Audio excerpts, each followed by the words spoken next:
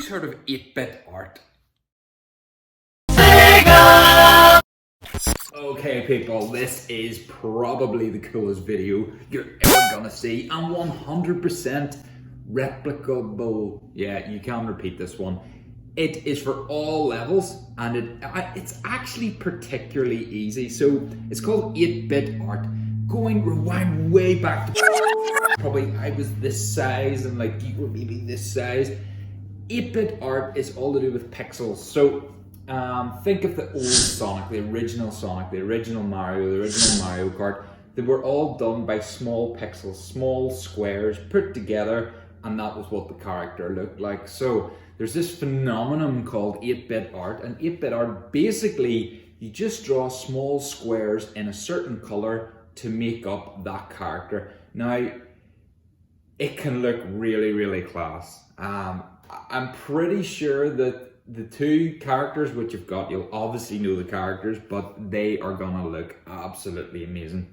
The way you do it is you literally have all your colors together. There's no blending, there's no pre-drawn out. If you want an easy way, you can use already squared paper, which I would advise if you're just starting out. I decided that I didn't want to use squared paper. I wanted to do it freehand. So it was literally a case of getting a reference photo and having the squares so that you can count them. So do like a Google search for, say, Sonic 8-bit squared paper, and you'll see a picture of Sonic drawn up on squared paper. Then all you do is get your marker, you match it to the colors, so you have all your markers, and then you literally do square, square, square,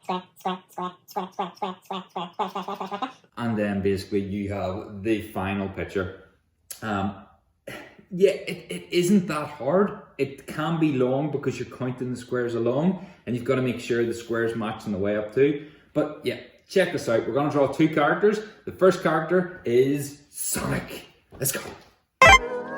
First up, we got Sonic. So Sonic's reference picture's there to your left, and it is literally just a case of counting squares and putting in the relevant color.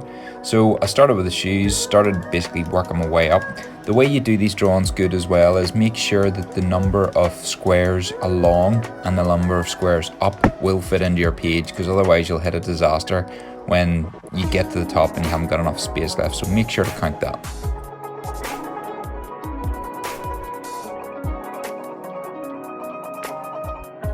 Now brace yourself guys, this process can get tedious, but as you see your drawing progressing, it starts to look really good. Now the reference picture which I have on the screen for you guys is not the exact one that I was using. I used one which had a grid so that I could count the squares, but as you'll see, this is all done freehand. I'm just spacing it out enough. The markers which I'm using are actually pretty good because the height of the marker I was using is the height of the square, if that makes sense. So all I had to do is make sure that my horizontal distance was the right one. But yeah, it's starting to look cool, starting to look like Sonic, and keep going.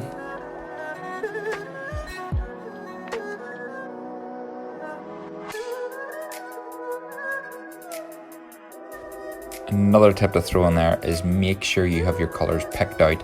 So within Sonic, you'll see that he had bright red in the shoes. He had like a dark brown, sort of a rusty red in his shoes. He had black, he had grey, he had light grey, he had white.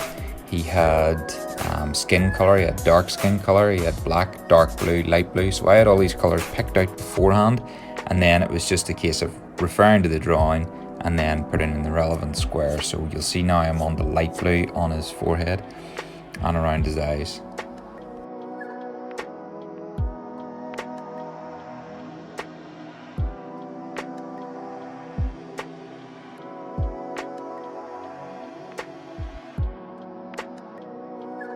It is quite an exciting process when you start to see your drawing progress. As you see at this stage, it clearly looks like Sonic, which is great. I think though it's quite funny near the end because you start to get a bit overexcited and you just want to get it done. So try not to rush it and try not to screw it up at this stage, because then you'll have to start all over again. But as you can see, it is basically there, nearly finished.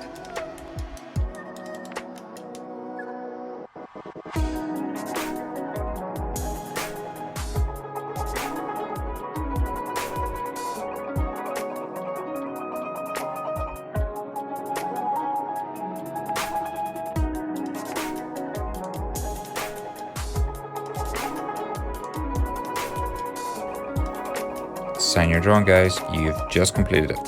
Move on to the next one.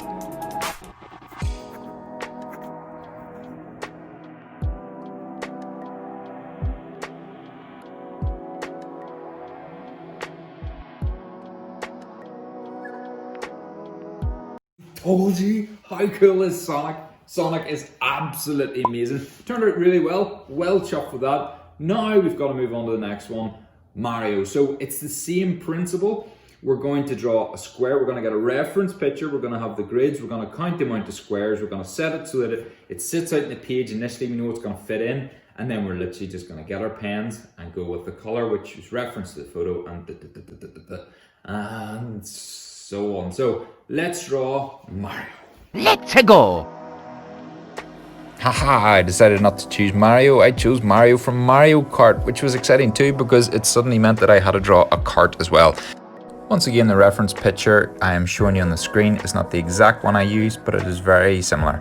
So you'll see on this drawing compared to Sonic, I decided to go wider with the spacing on the squares. The reason I did this is because I struggled to count a lot of the times on Sonic. I struggled to count the actual squares because they weren't so obvious. They started to sort of like merge into each other. So for this particular one, I decided to really emphasize that white mark between it. You can tell me at the end what you think was better.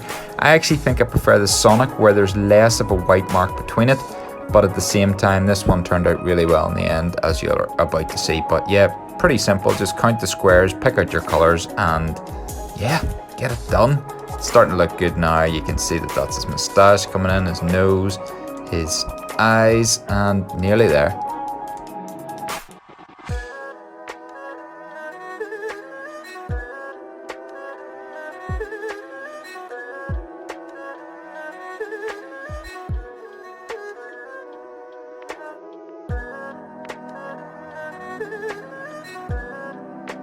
The best bit about the drawing, sign your drawing.